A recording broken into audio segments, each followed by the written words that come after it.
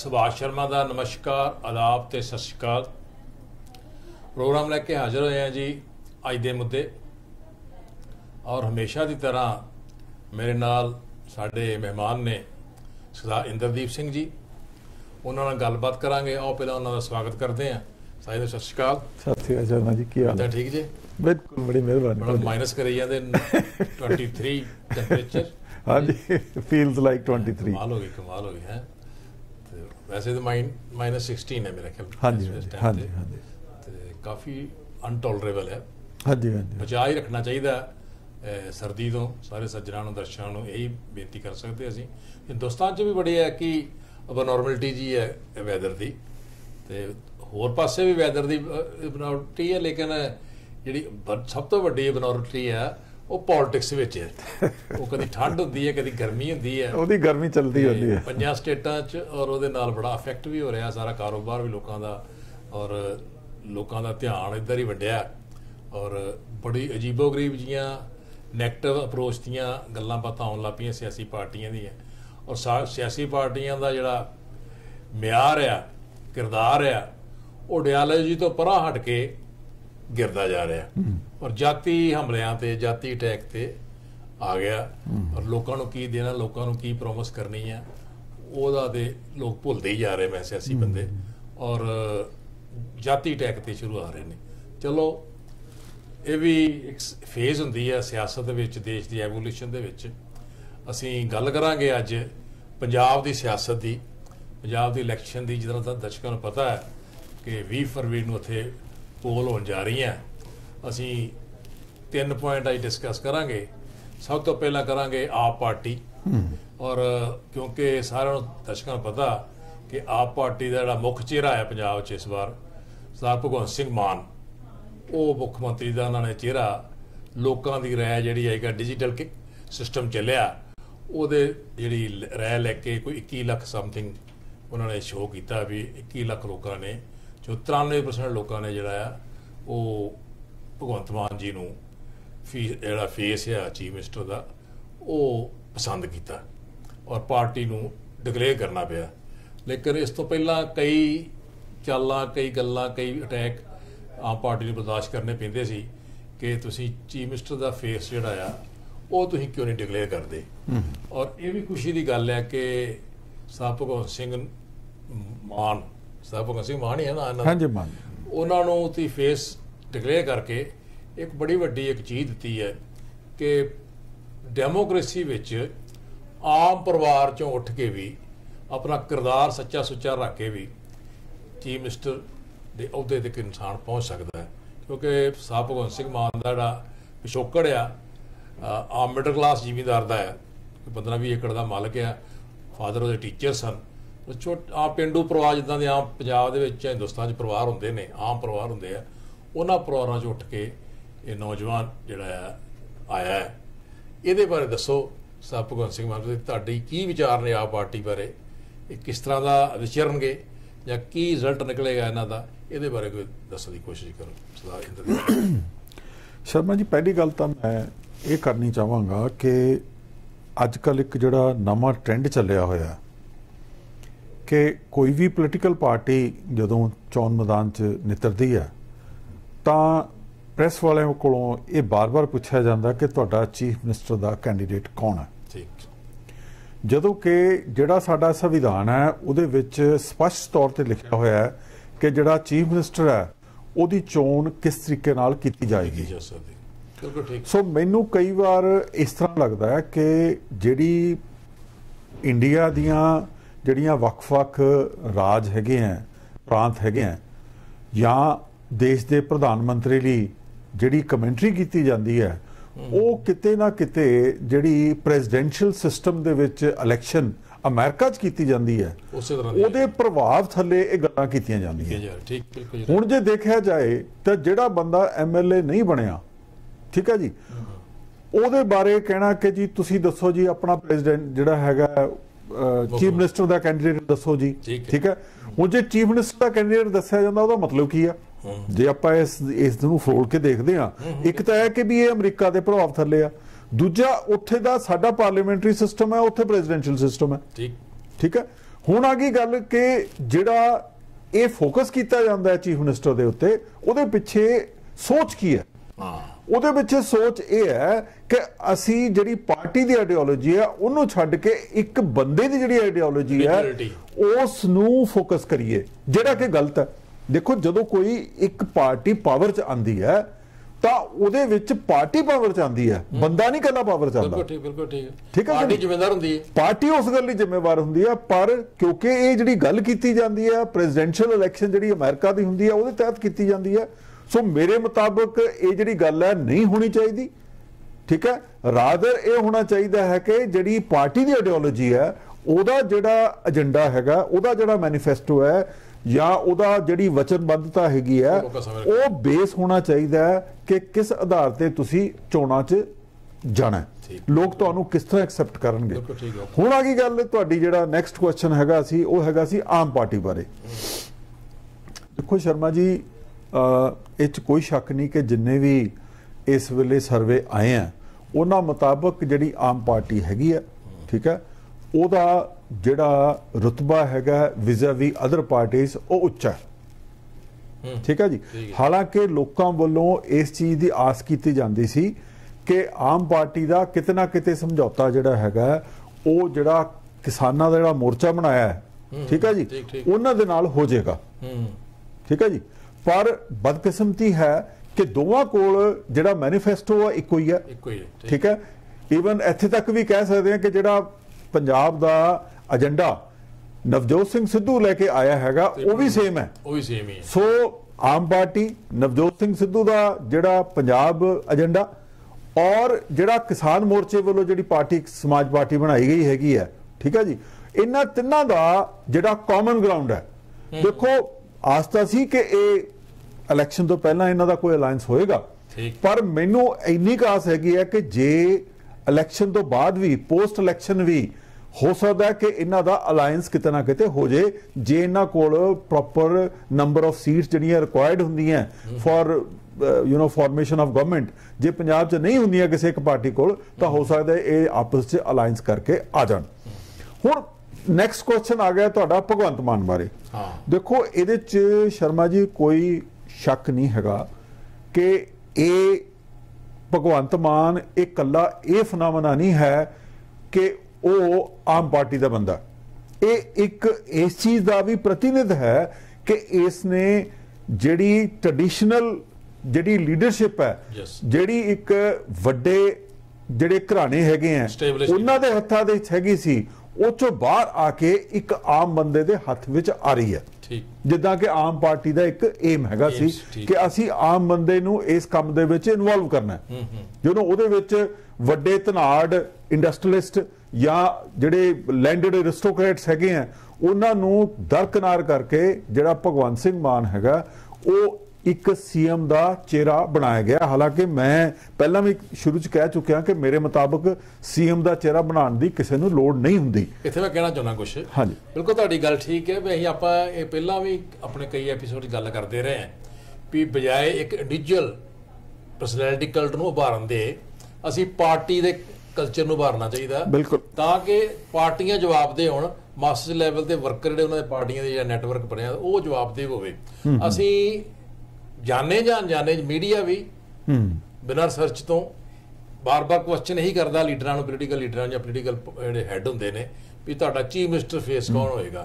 ਇਹਦਾ ਮਤਲਬ ਇਹ ਹੋਇਆ ਵੀ ਜਾਣਬੁੱਝ ਕੇ ਜਾਂ ਜਾਣੇ ਜਾਂ ਅਣਜਾਣੇ 'ਚ ਅਸੀਂ ਉਹੀ ਗੱਲ ਵੀ ਡਿਕਟੇਟਰਸ਼ਿਪ ਵੱਲ, ਆਟੋਕ੍ਰੇਸੀ ਵੱਲ ਵੱਧ ਰਹੇ। ਇਸ ਤਰ੍ਹਾਂ ਕਿ ਆਪਾਂ ਰੋਜ਼ ਨਰਿੰਦਰ ਮੋਦੀ ਜੀ ਨੇ ਉਹ ਪਾਰਟੀ ਦੀ ਮਹੱਤਤਾ ਖਤਮ ਹੋ ਗਈ, ਬੀਜੇਪੀ ਦੀ ਮਹੱਤਤਾ ਨਰਿੰਦਰ ਮੋਦੀ ਦੀ ਸਰਕਾਰ, ਇਹਦਾ ਮਤਲਬ ਬੀਜੇਪੀ ਸਰਕਾਰ ਨਾਲ ਹੋਈ ਕੋਈ, ਤੇ ਇਹ ਆਪਾਂ ਵੈਸੇ ਮੈਂ ਸਮਝਦਾ ਵੀ ਇਸ ਚੀਜ਼ ਨੂੰ ਡਿਸਕਰਜ ਕਰਨਾ ਚਾਹੀਦਾ। ਨਹੀਂ ਸ਼ਰਮਾ ਜੀ, ਮੈਂ ਇੱਕ ਇਹਦੇ ਨਾਲ ਹੋਰ ਗੱਲ ਐਡ ਕਰਨਾ ਚਾਹਾਂਗਾ। ਇਹ ਜਿਹੜਾ ਰੁਝਾਨ ਹੈਗਾ ਮੈਂ ਇਹਨੂੰ ਡੈਮੋਕ੍ਰੈਟਿਕ ਨਹੀਂ ਮੰਨਦਾ। ਠੀਕ, ਬਿਲਕੁਲ ਠੀਕ। ਉਹ ਇਸ ਕਰਕੇ ਨਹੀਂ ਮੰਨਦਾ ਕਿਉਂਕਿ ਜਦੋਂ ਆਪਾਂ ਕਿਸੇ ਪਾਰਟੀ ਨੂੰ ਉਹਨਾਂ ਦੇ ਜਿਹੜੇ ਐਮਐਲਏ ਹੈਗੇ ਆ ਉਹਨਾਂ ਨੂੰ ਜਿਤਾ ਕੇ ਅਸੈਂਬਲੀ 'ਚ ਭੇਜਣਾ ਹੈਗਾ ਤਾਂ ਇੱਕ ਬੰਦੇ ਨੂੰ ਸੈਂਟਰ ਦੇ ਵਿੱਚ ਲੈ ਲੈਣਾ ਜਾਂ ਸਾਰੀ ਪਾਵਰ ਜਿਹੜੀ ਆ ਉਹਦੇ ਹੱਥਾਂ 'ਚ ਸੈਂਟਰਲਾਈਜ਼ ਕਰ ਦੇਣਾ, ਬੋਲੇ ਮੈਂ ਮੰਦਭਾਗੀ ਸਮਝਦਾ। ਦੇਖੋ ਹਰ ਜਿਹੜੀ ਅਮਰਿੰਦਰ ਸਿੰਘ ਦੇਖਣ ਬਿਲਕੁਲ ਹਰ ਕੈਬਨਿਟ ਦੇ ਵਿੱਚ ਹਰ ਮੰਤਰੀ ਹੈਗਾ, ਉਹਦੀਆਂ ਵੱਖਰੀਆਂ ਵੱਖਰੀਆਂ ਜ਼ਿੰਮੇਵਾਰੀਆਂ ਹੈਗੀਆਂ ਸੰਵਿਧਾਨ ਦੇ ਮੁਤਾਬਕ, ਠੀਕ ਹੈ। ਹਰ ਐਮਐਲਏ ਆ ਉਹਦੀ ਜ਼ਿੰਮੇਵਾਰੀ ਹੈ, ਜੇ ਆਪੋਜੀਸ਼ਨ 'ਚ ਆ ਉਹਦੀ ਵੀ ਜ਼ਿੰਮੇਵਾਰੀ ਹੈ, ਜਿਹੜਾ ਮਤਲਬ ਕਿ ਰੂਲਿੰਗ ਪਾਰਟੀ 'ਚ ਆ ਉਹਦੀ ਵੀ ਜ਼ਿੰਮੇਵਾਰੀ ਹੈ, ਠੀਕ ਹੈ ਕਿ ਨਹੀਂ। ਇਹ ਵੀ ਭੁਲੇਖਾ ਹੈਗਾ ਕਿ ਜੀ ਮੈਂ ਤਾਂ ਆਪੋਜੀਸ਼ਨ 'ਚ ਆ, ਵੀ ਜੇ ਤੂੰ ਆਪੋਜੀਸ਼ਨ 'ਚ ਹੈ ਤਾਂ ਜ਼ਿੰਮੇਵਾਰੀ ਤੇਰੀ ਫਿਰ ਵੀ ਹੈ। ਸੰਵਿਧਾਨ ਨੇ ਜ਼ਿੰਮੇਵਾਰੀ ਸਭ ਦੀ ਦਿੱਤੀ ਹੋਈ ਹੈ। ਜੇ ਕੋਈ ਬੰਦਾ ਇਹ ਕਹਿੰਦਾ ਨਾ ਕਿ ਮੈਂ ਕਿਉਂਕਿ ਹੁਣ ਆਪੋਜੀਸ਼ਨ 'ਚ ਆ ਗਿਆ ਮੈਂ ਪਾਵਰ 'ਚ ਨਹੀਂ ਹੈਗਾ, ਉਹਨੂੰ ਵੀ ਸੇਮ ਫੈਸਿਲਿਟੀਜ਼ ਦਿੱਤੀਆਂ ਹੋਈਆਂ ਦਾ ਮੈਂਬਰ ਹੁੰਦਾ। ਬਿਲਕੁਲ ਠੀਕ ਹੈ। ਸੋ ਇਸ ਕਰਕੇ ਇਹ ਜਿਹੜੀ ਸੋਚ ਹੈ ਇਹ ਨੈਗੇਟਿਵ ਹੈਗੀ ਹੈ। ਮੈਨੂੰ ਲੱਗਦਾ ਕਿ ਇਹ ਸੋਚ ਤੋਂ ਆਪਾਂ ਨੂੰ ਬਾਹਰ ਆਉਣਾ ਚਾਹੀਦਾ ਹੈਗਾ ਕਿ ਜੀ ਅਸੀਂ ਤਾਂ ਆਪੋਜੀਸ਼ਨ 'ਚ ਆ, ਵੀ ਆਪੋਜੀਸ਼ਨ ਦਾ ਵੀ ਤਾਂ ਰੋਲ ਡਿਫਾਈਨਡ ਹੈ ਸਾਡੀ ਡੈਮੋਕ੍ਰੇਸੀ ਦੇ ਵਿੱਚ।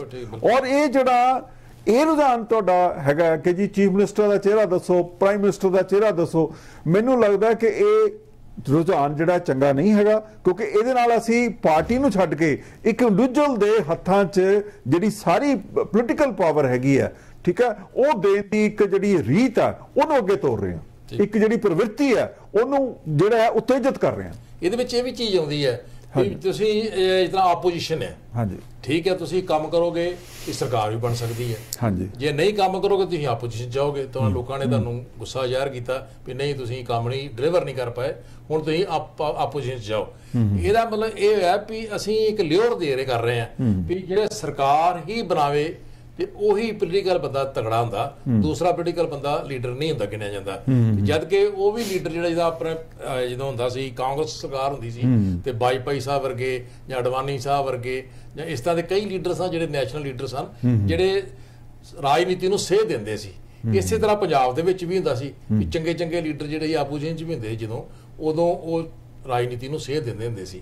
ਔਰ ਨਵੀਂ ਸੇਧ ਵੀ ਉਹਨਾਂ ਕ੍ਰਿਟਿਸਾਈਜ਼ ਕਰਨਾ, ਅਸੈਂਬਲੀ 'ਚ ਬਹਿ ਕੇ ਲੰਮੇ ਸੈਸ਼ਨ ਚੱਲਣੇ ਔਰ ਗੱਲਬਾਤ ਹੋਣੀ ਔਰ ਨਵੀਆਂ ਪਾਲਿਸੀਆਂ ਬਣਨੀਆਂ, ਨਵੇਂ ਵਿਕਾਸ ਦੀ ਗੱਲ ਹੋਣੀ, ਲੋਕਾਂ ਦੀ ਗੱਲ ਹੋਣੀ। ਹੁਣ ਜਦੋਂ ਆਪਾਂ ਜਾਤੀ ਤੌਰ ਤੇ ਇੱਕ ਉਭਾਰ ਦਿੰਦੇ ਆ ਲੀਡਰ, ਉਹ ਪਰਿਵਾਰਾਂ ਜਿਹੜਾ ਜਾਂਦਾ ਪਰਿਵਾਰ ਬਣ ਜਾਂਦੇ ਇੱਕ ਫੈਮਿਲੀ। ਜਾਂ ਕੈਪਟਨ ਅਮਰਿੰਦਰ ਸਿੰਘ ਦੀ ਆਪਾਂ ਨੂੰ ਵੇਖਣ 'ਚ ਆਇਆ ਇਸ ਤਰ੍ਹਾਂ 4.5 ਸਾਲ ਜਾਂ 5 ਸਾਲ ਪਹਿਲਾਂ ਦੇਖੋ ਸੀਐਮ ਦਾ ਚਿਹਰਾ ਜੀ, ਕਈ ਸਿਆਸੀ ਬੰਦੇ ਉਸ ਇਜਾਰਾਦਾਰੀ ਦੇ ਨਾਲ ਜਿਹੜੇ ਲੋਕਾਂ ਦੇ ਵਿੱਚ ਉੱਭਰਦੇ ਸਨ, ਲੋਕਾਂ ਦੀ ਨੁਮਾਇੰਦਗੀ ਕਰਦੇ ਸਨ, ਉਹ ਕੈਪਟਨ ਅਮਰਿੰਦਰ ਸਿੰਘ ਨੇ ਖਤਮ ਕਰਤੇ। ਜਿੱਦਾਂ ਆਪਾਂ ਉਦਾਹਰਨ ਦੇ ਸਕਦੇ, ਜਗਮੀਤ ਬਰਾੜ ਦੀ ਉਦਾਹਰਨ ਦੇ ਸਕਦੇ ਆ ਵੀ ਜਿਹਨੂੰ ਆਵਾਜ਼ੇ ਪੰਜਾਬ ਕਿਹਾ ਜਾਂਦਾ ਸੀ। ਔਰ ਇਹਨਾਂ ਦੀ ਜਿਹੜੀ ਉਹ ਇਜਾਰਾਦਾਰੀ ਸੀ, ਇਹਦੀ ਵਜ੍ਹਾ ਨਾਲ ਉਹ ਲੋਕਾਂ ਤੋਂ ਕੱਟੇ ਗਏ ਔਰ ਸਰਕਾਰ ਤੋਂ ਵੀ ਪਾਰਟੀ ਤੋਂ ਵੀ ਕੱਟੇ ਗਏ। ਉਹਨਾਂ ਨੂੰ ਡੈਮੇਜ ਕਰਨ ਦੀ ਕੋਸ਼ਿਸ਼ ਕੀਤੀ, ਉਹਨਾਂ ਦੇ ਕੰਮ ਨਾ ਹੋਏ ਔਰ ਉਹ ਖਤਮ ਹੋ ਗਏ ਸਿਆਸੀ ਤੌਰ ਤੇ, ਉਹ ਦੂਸਰੀਆਂ ਪਾਰਟੀਆਂ ਚਲੇ ਗਏ। ਔਰ ਇਹਨਾਂ ਕੈਪਟਨ ਅਮਰਿੰਦਰ ਸਿੰਘ ਨੇ ਫਿਰ ਆਪਣੀ ਚਲਾਈ। ਕਿਸੇ ਅੱਜ ਰਿਜ਼ਲਟ ਕੀ ਨਿਕਲਿਆ ਵੀ ਪਾਰਟੀ ਕਾਂਗਰਸ ਹੈ ਜਿਹੜੀ ਆ ਆਪੋ ਤਾਪ ਹੋਈ ਪਈ ਆ ਔਰ ਕੈਪਟਨ ਅਮਰਿੰਦਰ ਸਿੰਘ ਆ ਆਰਾਮ ਨਾਲ ਨੀਰੋ ਬਣ ਕੇ ਆਪਣੀ ਤਮਾਸ਼ਾ ਕਿਸਮਤ ਦਾ ਤਮਾਸ਼ਾ ਦੇਖ ਰਿਹਾ ਔਰ ਪੰਜਾਬ ਦੀ ਸਿਆਸਤ ਨੂੰ ਇੰਨਾ ਗੰਦਲਾ ਕਰਤਾ ਕਿ ਅੱਜ ਸਿਆਸੀ ਪਾਰਟੀਆਂ ਨੇ ਕੋਈ ਸੇਧ ਹੀ ਦਿਸਦੀ ਨਹੀਂ ਪਈ। ਬਿਲਕੁਲ। ਹੁਣ ਆਪਾਂ ਆਉਣੇ ਆ ਇਹ ਭਗਵੰਤ ਮਾਨ ਥੋੜੀ ਗੱਲ ਹੋਰ ਕਰ ਲੈਨੇ ਆ ਵੀ ਮੈਂ ਸਮਝਦਾ ਕਿ ਇਹ ਬੜੀ ਵੱਡੀ ਇੱਕ ਹੈਗੀ ਗੱਲ ਕਿਉਂਕਿ ਲੋਕ ਦੁਖੀ ਵੀ ਨੇ। ਦੋਨਾਂ ਜਿਹੜੀਆਂ ਸਟੇਬਲਿਸ਼ ਪਾਰਟੀਆਂ ਨੇ, ਜਿਹੜੀ ਬੀਜੇਪੀ ਆ ਔਰ ਕਾਂਗਰਸ ਆ, ਇਹਨੂੰ ਵੇਖ ਚੁੱਕੇ ਆ ਤੇ ਆਪਾਂ ਥੋੜੇ 2-3 ਮਿੰਟ ਇਹ ਵੀ ਦੱਸੀਏ ਵੀ ਮੈਂ ਸਮਝਦਾ ਵੀ ਇਹਨਾਂ ਨੂੰ ਆਪਾਂ ਪ੍ਰਚਾਰ ਤਾਂ ਨਹੀਂ ਕਰ ਰਹੇ ਉਹਨਾਂ ਦਾ, ਲੇਕਿਨ ਇਹਨਾਂ ਨੂੰ ਵੇਖ ਲੈਣਾ ਚਾਹੀਦਾ ਆਪਾਂ ਨੂੰ ਕਿ ਨਹੀਂ ਵੇਖ ਲੈਣਾ ਚਾਹੀਦਾ। ਕੀ ਦੇਖੋ ਸ਼ਰਮਾ ਜੀ, ਜਿਹੜੀ ਦੇਖੋ ਇਹਦੇ ਵਿੱਚ ਕੋਈ ਸ਼ੱਕ ਨਹੀਂ ਹੈ ਕਿ ਜਿਹੜੇ ਪੰਜਾਬੀ ਹੈਗੇ ਆ ਇਹ ਨਵੀਂ ਸੋਚ ਦੇ ਨਾਲ ਅੱਗੇ ਵਧਦੇ ਪਏ ਆ। ਪਿਛਲੀ ਵਾਰ ਵੀ ਜਦੋਂ ਪਾਰਲੀਮੈਂਟ ਦੀ ਇਲੈਕਸ਼ਨਾਂ ਹੋਈਆਂ, ਇਵਨ ਅਸੈਂਬਲੀ ਦੀ ਇਲੈਕਸ਼ਨ 'ਚ ਵੀ ਜਿਹੜੀ ਆਮ ਪਾਰਟੀ ਹੈ ਇਹਨਾਂ ਨੂੰ ਲੋਕਾਂ ਨੇ ਜਿਤਾਉਣ ਦੀ ਪੂਰੀ ਕੋਸ਼ਿਸ਼ ਕੀਤੀ। ਇਹ ਠੀਕ ਹੈ ਕਿ ਜਿਹੜਾ ਦੇਖੋ ਪਾਰਲੀਮੈਂਟ ਦੇ ਵਿੱਚ 4 ਜੇ ਸੀਟਾਂ ਆਈਆਂ ਆਮ ਪਾਰਟੀ ਦੀਆਂ, ਉਹ ਸਾਰੇ ਦੇਸ਼ 'ਚੋਂ ਸਿਰਫ ਪੰਜਾਬ 'ਚ ਆਈਆਂ। ਠੀਕ ਹੈ, ਇਹ ਬਹੁਤ ਵੱਡੀ ਗੱਲ ਸੀ। ਐਕਸਪੈਰੀਮੈਂਟ ਕਰਦੇ ਪੰਜਾਬੀ ਨਾ। ਠੀਕ ਹੈ ਜੀ। ਦੂਜਾ ਰਹਿ ਗਿਆ ਕਿ ਜਦੋਂ ਅਸੈਂਬਲੀ ਦੀ ਵਾਰੀ ਆਈ, ਉਹ ਠੀਕ ਹੈ ਕੁਝ ਗਲਤੀਆਂ ਲਾਸਟ ਡੇਜ਼ ਦੇ ਵਿੱਚ ਐਸੀਆਂ ਹੋ ਗਈਆਂ ਜਿਹਦੇ ਕਰਕੇ ਜਿਹੜੀ ਆਮ ਪਾਰਟੀ ਹੈਗੀ ਹੈ ਉਹਨਾਂ ਨੂੰ ਜਿਹੜਾ ਹੈ ਮੈਂ ਇਹ ਕਹਾਂਗਾ ਕੁਝ ਤਾਂ ਰਵਾਇਤੀ ਪਾਰਟੀਆਂ ਨੇ ਆਪਸ ਵਿੱਚ ਮਿਲ ਕੇ, ਅਕਾਲੀ ਦਲ ਤੇ ਕਾਂਗਰਸ ਨੇ ਆਪਸ ਵਿੱਚ ਮਿਲ ਕੇ, ਠੀਕ ਹੈ, ਕੁਝ ਡੇਰਾਵਾਦ ਨੇ, ਠੀਕ ਹੈ, ਕੁਝ ਇਹਨਾਂ ਦੀਆਂ ਖੁਦ ਦੀਆਂ ਕੀਤੀਆਂ ਹੋਈਆਂ ਗਲਤੀਆਂ ਨੇ, ਇਮੈਚੋਰਿਟੀ ਕਰਕੇ ਜਿਹੜੇ ਇਹ ਪਾਵਰ 'ਚ ਨਹੀਂ ਆ ਸਕੇ। ਪਰ ਉਹਦੇ ਚ ਮਸਲ ਪਾਵਰ ਵੀ ਚੱਲੀ ਹੈ, ਪੈਸਾ ਵੀ ਚੱਲਿਆ, ਜਿਹੜਾ ਕਿ ਰਵਾਇਤੀ ਪਾਰਟੀਆਂ ਨੇ ਰੱਜ ਕੇ ਕੀਤਾ, ਅੰਦਰ ਖਾਤੇ ਰਲ ਕੇ ਵੀ ਚੱਲੇ ਆ। ਸੋ ਕਹਿਣ ਤੋਂ ਮਤਲਬ ਹੈਗਾ ਕਿ ਇਹ ਜਿਹੜੇ ਦੋ ਐਕਸਪੈਰੀਮੈਂਟ ਪੰਜਾਬ ਦੇ ਵਿੱਚ ਕੀਤੇ ਗਏ ਆ, ਭਾਵੇਂ ਪਾਰਲੀਮੈਂਟ ਦੇ ਇਲੈਕਸ਼ਨ ਵੇਲੇ ਕੀਤੇ ਆ, ਭਾਵੇਂ ਅਸੈਂਬਲੀ ਦੀ ਇਲੈਕਸ਼ਨ ਵੇਲੇ ਕੀਤੇ ਹੈਗੇ ਆ, ਉਹ ਇੰਡੀਕੇਟ ਇਹ ਕਰਦੇ ਆ ਕਿ ਪੰਜਾਬੀ ਜਿਹੜੇ ਲੋਕ ਆ ਉਹ ਐਕਸਪੈਰੀਮੈਂਟ ਕਰਨਾ ਚਾਹੁੰਦੇ ਆ। ਸਾਡੀ ਖੁਸ਼ਕਿਸਮਤੀ ਹੋਣੀ ਸੀ, ਦੇਸ਼ ਲਈ ਵੀ ਖੁਸ਼ਕਿਸਮਤੀ ਸੀ, ਰਾਜ ਲਈ ਵੀ ਖੁਸ਼ਕਿਸਮਤੀ ਸੀ ਜੇ ਇਹ ਤਿੰਨੇ ਤਰ੍ਹਾਂ ਆਪਸ ਵਿੱਚ ਮਿਲ ਜਾਂਦੀਆਂ। ਸਿੱਧੂ ਦਾ ਏਜੰਡਾ ਹੁੰਦਾ, ਉਧਰ ਜਿਹੜੀ ਹੈਗੀ ਹੈ ਆਮ ਪਾਰਟੀ ਹੁੰਦੀ, ਔਰ ਨਾਲ ਹੀ ਜਿਹੜਾ ਕਿਸਾਨਾਂ ਦਾ ਜਿਹੜਾ ਮੋਰਚਾ ਹੈ ਉਹ ਇਹਨਾਂ ਦੇ ਨਾਲ ਤੁਰਦਾ, ਤੇ ਮੇਰਾ ਖਿਆਲ ਹੈ ਕਿ ਸੋਨੇ ਤੇ ਸੁਹਾਗਾ ਹੋਣਾ ਸੀ। ਹਾਲਾਂਕਿ ਮੈਨੂੰ ਕੁਝ ਨਹੀਂ ਪਤਾ, ਹੋ ਸਕਦਾ ਇਹ ਗੱਲ ਜਿਹੜੀ ਹੈ ਪੋਸਟ ਇਲੈਕਟਰਲ ਅਲਾਈਅੰਸ ਦੇ ਵਿੱਚ ਹੀ ਕਨਵਰਟ ਹੋ ਜੇ, ਪਰ ਅੱਜ ਇਹ ਗੱਲ ਜਿਹੜਾ ਟਾਈਮ ਦੇ ਗਰਭ ਦੇ ਵਿੱਚ ਹੈ, ਇਸ ਵੇਲੇ ਕਹਿਣਾ ਮੁਸ਼ਕਲ ਹੈ ਕਿ ਅੱਜ ਤੋਂ ਬਾਅਦ ਕੀ ਹੋਏਗਾ, ਪਰ ਇਹ ਆਈਡੀਅਲ ਕੰਡੀਸ਼ਨਸ ਹੈ ਪੰਜਾਬ ਲਈ ਜੇ ਇਸ ਤਰ੍ਹਾਂ ਹੋ ਜੇ। ਹੁਣ ਵੀ ਐਕਸਪੈਰੀਮੈਂਟ ਨਵਾਂ ਹੋ ਰਿਹਾ, ਸੰਯੁਕਤ ਜਿਹੜਾ ਸਮਾਜ ਮੋਰਚਾ ਬਣਿਆ, ਇਹ ਵੀ ਇੱਕ ਨਵਾਂ ਐਕਸਪੈਰੀਮੈਂਟ ਕਰ ਰਹੇ ਨੇ। ਦੇਖੋ ਕਿੱਥੇ ਇਹਦਾ ਕਾਮਯਾਬੀ ਹੁੰਦੀ ਹੈ ਜਾਂ ਕੀ ਇਹਦਾ ਰਿਜ਼ਲਟ ਨਿਕਲਦਾ।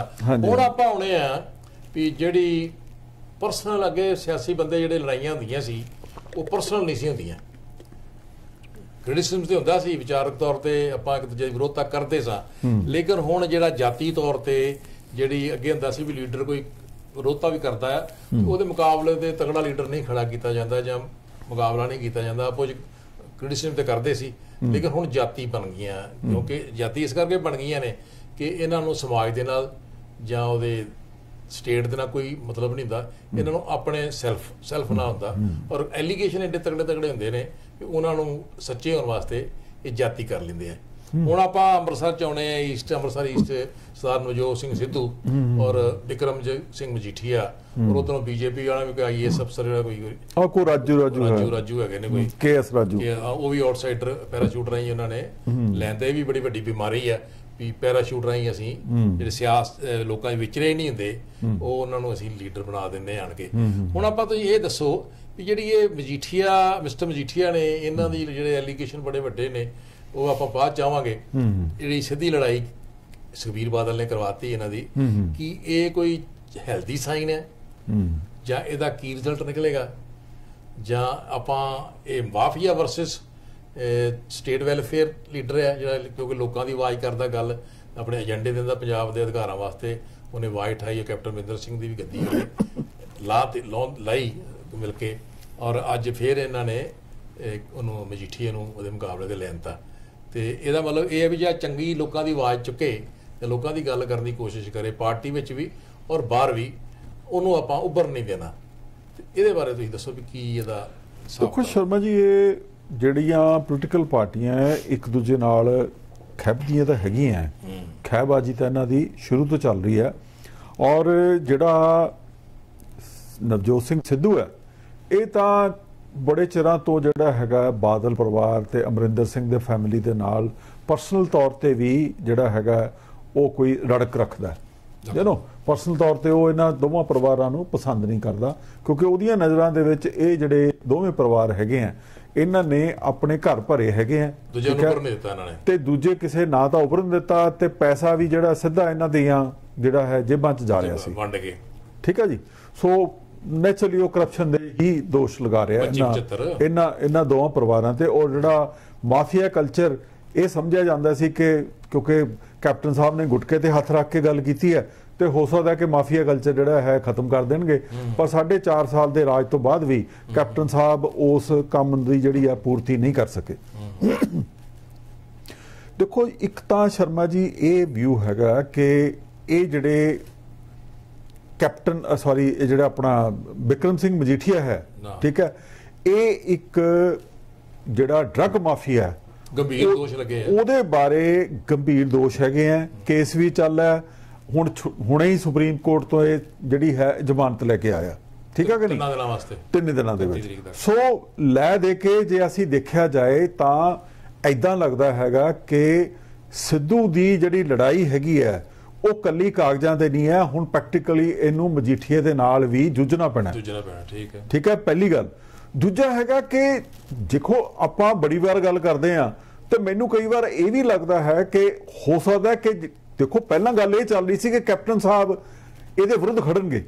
ਹੁਣ ਉਹਦੀ ਬਜਾਏ ਜਦੋਂ ਮਜੀਠੀਆ ਖੜਨ ਲੱਗ ਗਿਆ ਤਾਂ ਉੱਥੋਂ ਕਈ ਵਾਰ ਲੋਕਾਂ ਨੂੰ ਇਹ ਵੀ ਸ਼ੱਕ ਪੈਂਦਾ ਵੀ ਹੋ ਸਕਦਾ ਇਹਦੇ ਵਿੱਚ ਕੈਪਟਨ ਸਾਹਿਬ ਦਾ ਵੀ ਥਾਪੜਾ ਨਾਲ ਹੋਵੇ। ਦਿਸਦਾ ਪਿਆ ਜਦੋਂ ਇਹ ਵੀ ਹੋ ਸਕਦਾ ਕੈਪਟਨ ਸਾਹਿਬ ਵੀ ਇਹਦੇ ਵਿੱਚ ਸ਼ਮੂਲੀਅਤ ਹੋਏ। ਇਹ ਗੱਲ ਇਸ ਤਰ੍ਹਾਂ ਨਾ ਵੀ 5 ਸਾਲ ਦੇ ਉੱਤੇ ਹੱਥ ਹੀ ਨਹੀਂ ਪਾਇਆ ਸਟੇਜਾਂ ਦੇ। ਐਗਜ਼ੈਕਟਲੀ ਕੱਢਦੇ ਸੀ ਕੈਪਟਨ ਸਾਹਿਬ ਇਹਨੂੰ, ਕਈ ਵਿਸ਼ੇਰਾ ਕਹਿੰਦੇ ਸੀ, ਕਦੀ ਉਹ ਢੱਗਾ ਕਹਿੰਦੇ, ਕਦੀ ਕੋਈ ਉਪਨਾਵਾਂ ਨੂੰ ਮਜੀਠੀਆ ਨੂੰ ਸੰਬੋਧਨ ਕਰਦੇ ਸੀ ਕੈਪਟਨ ਅਮਰਿੰਦਰ ਸਿੰਘ ਵੀ ਮੈਂ ਇਹਨੂੰ ਫੜ ਕੇ ਅੰਦਰ ਦੇ ਦਾਂਗਾ ਜੀ, ਧੱਕਾ ਮਾਵਾਂਗਾ ਤੇ ਉਪਚਾਰ ਸਾਹਿਬ ਦੇ ਕੁਝ ਨਹੀਂ। ਉਹਨਾਂ ਨੇ ਇਹ ਵੀ ਕਿਹਾ ਹੈਗਾ ਕਿ ਇਹਦੇ ਖਿਲਾਫ ਤਾਂ ਕੇਸ ਹੀ ਨਹੀਂ ਬਣਦਾ, ਬਾਹਰ ਜਾ ਕੇ ਕੇਸ ਨਹੀਂ। ਇਹ ਵੀ ਕਿਹਾ ਵੀ ਇਹਨਾਂ ਦੇ ਖਿਲਾਫ ਕੇਸ ਵੀ ਨਹੀਂ ਬਣਦਾ। ਸਾਬਤ ਹੁੰਦਾ ਵੀ 25 75 ਬਿਲਕੁਲ ਬਿਲਕੁਲ। ਸੋ ਇਸ ਕਰਕੇ ਜਿਹੜਾ ਸ਼ਰਮਾ ਜੀ, ਅੱਛਾ ਦੂਜੀ ਗੱਲ ਜਿਹੜੀ ਦੇਖੋ ਹਰ ਪੋਲੀਟੀਕਲ ਪਾਰਟੀ ਕੋਸ਼ਿਸ਼ ਕਰਦੀ ਹੈ ਕਿ ਕਿਸੇ ਨਾ ਕਿਸੇ ਤਰੀਕੇ ਨਾਲ ਜਿਹੜਾ ਲੀਡਰ ਉੱਭਰਦਾ ਹੋਏ, ਠੀਕ ਹੈ, ਔਰ ਖਾਸ ਕਰਕੇ ਜਿਹੜਾ ਲੀਡਰ ਇਹ ਕੋਸ਼ਿਸ਼ ਕਰੇ ਔਰ ਕਿ ਅਸੀਂ ਜਿਹੜੀਆਂ ਦੂਜੀਆਂ ਆਪੋਜੀਸ਼ਨ ਪਾਰਟੀਆਂ ਉਹਦੀ ਪਿੱਠ ਲਾਣੀ ਹੈ, ਔਰ ਖਾਸ ਕਰਕੇ ਉਹਦੇ ਚਾਂਸਸ ਹੋਣ ਕਿ ਵੀ ਉਹ ਜੇ ਮੌਕਾ ਮਿਲਿਆ ਤੇ ਹੋ ਸਕਦਾ ਸੀਐਮ ਦਾ ਚਿਹਰਾ ਬਣ ਜੇ, ਠੀਕ ਹੈ, ਉਸ ਨੂੰ ਅੰਗੇਜ ਕਰਨ ਲਈ ਤਾਂ ਕਿ ਉਹ ਬਾਕੀ ਦੀ ਜਿਹੜੀ ਪਾਰਟੀ ਹੈਗੀ ਹੈ ਉਹਦੀ ਮਦਦ ਨਾ ਕਰ ਸਕੇ, ਉਸ ਨੂੰ ਉਸ ਏਰੀਆ ਦੇ ਵਿੱਚ ਇਨਵੋਲਵ ਕਰਨ ਦੀ ਇੱਕ ਸਟ੍ਰੈਟਜੀ ਬਣੀ ਹੈ। ਠੀਕ ਦੇਖੋ ਜੇ ਆਪਾਂ ਸਿੱਧੂ ਨੂੰ ਕਿਸੇ ਇੱਕ ਕਮਜ਼ੋਰ ਕੈਂਡੀਡੇਟ ਦੇ ਸਾਹਮਣੇ ਖੜਾ ਦੇਖਦੇ ਆ ਤਾਂ ਆਬਵੀਅਸਲੀ ਇਹ ਕਿ ਸਿੱਧੂ ਨੂੰ ਬਹੁਤੀ ਹਿੰਮਤ ਨਹੀਂ ਕਰਨੀ ਪਏਗੀ, ਮਿਹਨਤ ਨਹੀਂ ਕਰਨੀ ਪਏਗੀ, ਠੀਕ ਹੈ, ਘੇਰਾ ਜਾਂਦਾ ਨੂੰ। ਪਰ ਜੇ ਤੁਸੀਂ ਮਜੀਠੀਆ ਦੇ ਸਾਹਮਣੇ ਇਹਨੂੰ ਖੜਾ ਕਰਦੇ ਹੋ ਤਾਂ ਇਸ ਨੂੰ ਇੱਕ ਤਾਂ ਇਹਨਾਂ ਦੀ ਜੋ ਪਰਸਨਲ ਲੈਵਲ ਤੇ ਲੜਾਈ ਚੱਲ ਰਹੀ ਹੈ, ਠੀਕ ਹੈ, ਖਹਿਬਾਜ਼ੀ ਹੈਗੀ ਹੈ, ਇੱਕ ਤਾਂ ਉਹ ਕਾਰਨ ਹੈ। ਦੂਜਾ ਹੈਗਾ ਕਿ ਸਿੱਧੂ ਸਾਬਤ ਕਰਨਾ ਚਾਹੁੰਦਾ ਹੈਗਾ ਕਿ ਮੈਂ ਵੱਧ ਤੋਂ ਵੱਧ ਇਹਨੂੰ ਵੋਟਾਂ ਤੇ ਹਰਾਵਾਂ, ਠੀਕ ਹੈ, ਤਾਂ ਕਿ ਮੈਂ ਸਾਬਤ ਕਰ ਸਕਾਂ ਕਿ ਜਿਹੜੀਆਂ ਗੱਲਾਂ ਮੈਂ ਕਹਿੰਦਾ ਰਿਹਾ ਹੈਗਾ ਕਿ ਵੀ ਇਹ ਮਾਫੀਆ ਕਲਚਰ, ਅਸੀਂ ਡਰਗ ਮਾਫੀਆ ਖਤਮ ਕਰਨਾ ਹੈ ਤੇ ਦੇਖ ਸਾਡੇ ਨਾਲ ਲੋਕ ਕਿੰਨੇ ਆ। ਠੀਕ ਹੈ। ਦੂਜੇ ਪਾਸੇ ਹੁਣ ਇਹਦਾ ਪਰਪਸ ਕੀ ਹੈ, ਅਲਟੀਰੀਅਰ ਮੋਟਿਵ ਕੀ ਹੈ, ਆਪਾਂ ਨੂੰ ਕਲੀਅਰ ਹੈਗਾ। ਮੋਟਿਵ ਇਹੀ ਹੈ ਕਿ ਸਿੱਧੂ ਨੂੰ ਇਸ ਚੋਣ 'ਚ ਫਸਾ ਕੇ ਰੱਖੋ ਤਾਂ ਕਿ ਉਹ ਕਿਸੇ ਹੋਰ ਪੰਜਾਬ ਦੇ ਕਿਸੇ ਏਰੀਆ 'ਚ ਜਾ ਕੇ ਕਿਸੇ ਦੀ ਮਦਦ ਕਰਨ ਜੋਗਾ ਨਾ ਰਹੇ। ਪਰ ਉਹਦਾ ਇਹ ਵੀ ਹੈ ਨਾ, ਵੇਖੋ ਦੋ ਗੱਲਾਂ ਮੈਂ ਕਰਨੀਆਂ ਵੀ ਕੋਈ ਸਮਾਂ ਸੀ, ਇੱਕ ਰਾਂ ਮੈਂ ਪੜ੍ਹ ਰਿਹਾ ਸੀ ਕਿ ਰਾਮ ਮਨੋਹਰ ਲੋਹੀਆ ਬੜੇ ਵੱਡੇ ਸਿਆਸਤਦਾਨ ਹੋਏ ਹਿੰਦੁਸਤਾਨ ਦੇ, ਉਹਨਾਂ ਦਾ ਪੀਏ ਜਿਹੜਾ ਸੀ, ਨਾਂ ਨਹੀਂ ਯਾਦ ਉਹਦਾ, ਲੇਕਿਨ ਉਹਨੇ ਇਲੈਕਸ਼ਨ ਲੜੀ ਫਿਰੋਜ਼ ਗਾਂਧੀ ਦੇ ਖਿਲਾਫ। ਅੱਛਾ ਜੀ, ਠੀਕ ਹੈ। ਫਿਰੋਜ਼ ਗਾਂਧੀ ਦੇ ਇਲੈਕਸ਼ਨ ਖਿਲਾਫ ਲੜੀ ਤੇ ਪੈਸੇ ਤਾਂ ਉਹਨਾਂ ਲੋਕਾਂ ਕੋਲ ਹੁੰਦੇ ਨਹੀਂ ਸੀ। ਫਿਰੋਜ਼ ਗਾਂਧੀ ਬੜਾ ਪ੍ਰਿੰਸੀਪਲ ਵਾਲਾ ਬੰਦਾ ਸੀ। ਉਹਨੇ ਕਰਨਾ ਕੀ ਫਿਰੋਜ਼ ਗਾਂਧੀ ਜੀ ਨੇ ਕਿ ਉਹਨੂੰ ਜਿਹੜਾ ਆਪੋਜੀਟ ਦਾ ਕੈਂਡੀਡੇਟ ਸੀ ਨਾ, ਵੀ ਕਹਿੰਦਾ ਮੈਂ ਪ੍ਰਚਾਰ ਕਰ ਲਿਆ ਬਈ ਤੇ ਤੂੰ ਇਹੋ ਹੀ ਸਟੇਜ ਵਰਤ ਲਾ, ਤੂੰ ਵੀ ਆਪਣੀ ਵਿਚਾਰਧਾਰਾ ਲੋਕਾਂ ਸਾਹਮਣੇ ਰੱਖ ਲੈ। ਦੇਖੋ ਕਿੰਨਾ ਸਮਾਂ ਚੰਗਾ ਸੀ। ਤੇ ਉਹਨੇ ਵੀ ਆਪੋ ਹੀ ਗੱਲਾਂ ਬਾਤਾਂ ਕਰਨੀਆਂ, ਮੈਂ ਹੁਣ ਆਪਣਾ ਗੱਲ ਕਰਨੀ ਕਰ ਲਈ ਆ, ਹੁਣ ਤੂੰ ਆਪਣੀ ਗੱਲ ਕਰ ਲਾ। ਤੇ ਫਾਈਨੈਂਸ਼ੀਅਲੀ ਵੀ ਕਹਿੰਦਾ ਕੋਈ ਪੈਸੇ ਲੋੜ ਹੈ, ਦੱਸ ਵੀ ਯਾਰ ਕਿ ਆਪਾਂ ਮੁਸ਼ਕਲ ਤੇ ਮਤਲਬ ਇਹੋ ਜਿਹਾ ਕਰੈਕਟਰ। ਇਸ ਕਰਕੇ ਵੀ ਯਾਰ ਇਹ ਜਿਹੜੇ ਬੰਦੇ ਨੇ ਦਿਮਾਗ ਵਾਲੇ ਨੇ। ਫਿਰ ਰਾਮ ਮਨੋਹਰ ਲੋਹੀਆ ਹਾਰ ਗਏ ਇਲੈਕਸ਼ਨ ਇੱਕ ਵਾਰ, ਤੇ ਪੰਡਿਤ ਜਵਾਹਰ ਲਾਲ ਨਹਿਰੂ ਕਹਿੰਦੇ ਵੀ ਯਾਰ ਉਹ ਲੋਹੀਆ ਸਾਹਿਬ ਕਿੱਥੇ ਚਲੇ ਗਏ, ਕਹਿੰਦੇ ਉਹਦੇ ਹਾਰ ਗਏ ਇਲੈਕਸ਼ਨ, ਕਹਿੰਦੇ ਇਹ ਕਿੱਦਾਂ ਹੋ ਸਕਦਾ, ਕਹਿੰਦਾ ਨਹੀਂ ਉਹਨਾਂ ਨੂੰ ਲਿਆਓ ਪਾਰਲੀਮੈਂਟ 'ਚ। ਫਿਰ ਕਮਜ਼ੋਰ ਕੈਂਡੀਡੇਟ ਖੜਾ ਕਰਕੇ ਤੇ ਲੋਹੀਆ ਸਾਹਿਬ ਨੂੰ ਪਾਰਲੀਮੈਂਟ 'ਚ ਲਿਆਂਦਾ।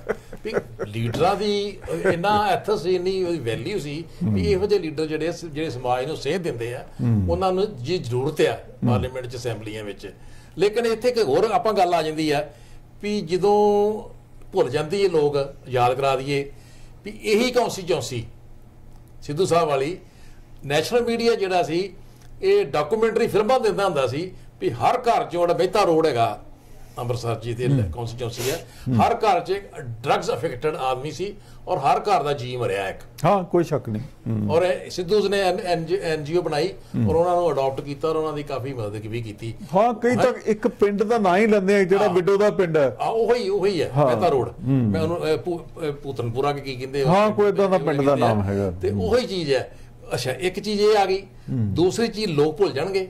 ਹੁਣ ਕੀ ਅਕਾਲੀ ਦਲ ਨੇ ਮੈਸੇਜ ਇਹ ਦੇਣ, ਜਿਹੜਾ ਰੀਜਨਲ ਪਾਰਟੀ ਆਪਾਂ ਕਹਿੰਦੇ ਆ, ਜਿਹੜੀ ਧਰਮ ਦੇ ਨਾਂ ਦੇ ਵਿੱਚ ਵੀ ਚੱਲਦੀ ਆ ਔਰ ਨਸ਼ਿਆਂ ਦੇ ਖਿਲਾਫ, ਅੰਮ੍ਰਿਤਸਰ ਅਕਾਲੀ ਦਲ ਦੇ ਨਸ਼ਾ ਵੀ ਕੋਈ ਨਹੀਂ ਚੱਕੀਦਾ, ਤੇ ਉਹ ਪਾਰਟੀ ਜਿਹੜੀ ਆ ਅੱਜ ਇਹ ਸਾਬਤ ਕਰਨਾ ਚਾਹੁੰਦੀ ਆ ਵੀ ਇੱਕ ਦਾਗ, ਚਾਹੇ ਉਹਨੂੰ ਸਜ਼ਾ ਹੋਵੇ ਜਾਂ ਨਾ ਹੋਵੇ, ਇੱਕ ਬੜਾ ਵੱਡਾ ਆਮ ਲੋਕਾਂ ਦੇ ਵਿੱਚ, ਬੱਚਿਆਂ ਦੇ, ਪੰਜਾਬ ਦੇ ਹਰ ਬੱਚੇ ਜ਼ਬਾਨ 'ਚ ਇਹ ਨਾਂ ਆ ਵੀ Majithia is the main motivator for drugs mafia. ਬਿਲਕੁਲ ਠੀਕ ਹੈ। ਚਾਹੇ ਉਹ ਸੱਚਾ ਹੋਵੇ ਜਾਂ ਝੂਠਾ ਹੋਵੇ, ਰੱਬ ਜਾਣਦਾ। ਹੁਣ ਕਾਨੂੰਨ ਪਾਸ ਕਰੇਗਾ, ਜਿਹੜਾ ਕਾਨੂੰਨ ਜਾਂ ਕੇਸ ਹੋਇਆ ਉਸ ਅਦਾਲਤਾਂ ਸਾਬਤ ਕਰਨਗੀਆਂ। ਲੇਕਿਨ ਜਿਹੜਾ ਅਕਾਲੀ ਦਲ ਨੇ ਮੈਸੇਜ ਦਿੱਤਾ, ਕੋਈ ਸਹੀ ਮੈਸੇਜ ਦਿੱਤਾ? ਨਹੀਂ, ਸਹੀ ਦੱਸੋ। ਦੇਖੋ ਸ਼ਰਮਾ ਜੀ, ਇਸ ਪ੍ਰੋਸੈਸ ਦੇ ਵਿੱਚ ਇਹ ਜਿਹੜੀ ਜਿਹੜਾ ਲਾਲਚ ਹੈ ਨਾ ਜੀ ਸੱਤਾ ਦਾ, ਉਹਦੇ ਕਰਕੇ ਜਿਹੜੀ ਅਕਾਲੀ ਦਲ ਨੇ ਜਿਹੜਾ ਬਿਕਰਮਜੀਤ ਮਜੀਠੀਆ ਦੇ ਸੰਦਰਭ ਦੇ ਵਿੱਚ ਜੋ ਸਟੈਂਡ ਲਿਆ ਉਹ ਗਲਤ ਲਿਆ, ਠੀਕ ਹੈ ਕਿ ਨਹੀਂ।